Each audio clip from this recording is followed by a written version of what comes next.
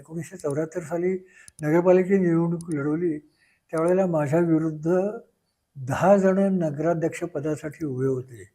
तर मी सगळी 10ही जणांची डिपॉझिटं जप्त करून मी नगराध्यक्ष म्हणून निवडून आलो आणि माझ्या इथली महत्त्वाची कामं म्हणून मी नगराध्यक्ष असताना सासवड गावाच्या बाहेर 60 एकरामध्ये मी सोपाननगर नावाचं टाउनशिप नवीन डेव्हलप केली. तिथं आज 60 एकरामध्ये घरं आहेत, तिथं लोकं राहतात. तसंच सासवड क वर्ग नगरपालिका ही महाराष्ट्रातली पहिली नगरपालिका आहे ज्यांनी अंडरग्राऊंड ड्रेनेज सिस्टीम केली. ती ड्रेनेज सिस्टीम मी पूर्ण केली.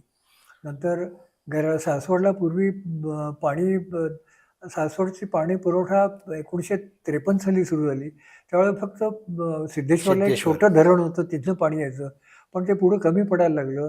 तेव्हा मग गराडे जे धरण आहे, गराडे धरणावरती जो डॅम, तो मोठा डॅम आहे, त्या डॅमचं पाणी ती स्कीम मी केली आणि डायरेक्टली गराड्याहून बाय ग्रॅव्हिटी गराड येऊन आपल्या सासवडला पाणी यायला लागलं. गराडीची स्कीम साधारण 78-79 साली झाली. त्यावेळेची लोकसंख्या 11,000 होती त्यावेळेला करायला.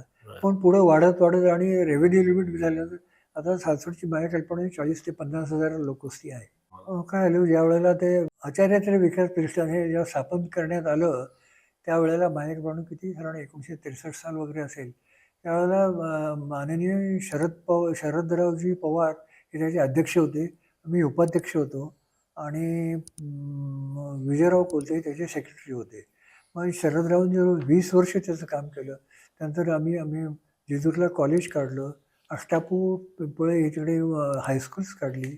अशा हायस्कूलची सगळी कामं आता त्यानंतर 20 वर्षांचे शरदराव जेव्हा रिटायर झाले, म्हणजे त्यांनी राजीनामा दिला. त्यानंतर विजयराव अध्यक्ष झाले आणि मी अजूनही आजपर्यंत उपाध्यक्ष म्हणून त्या संस्थेचं काम बघतो.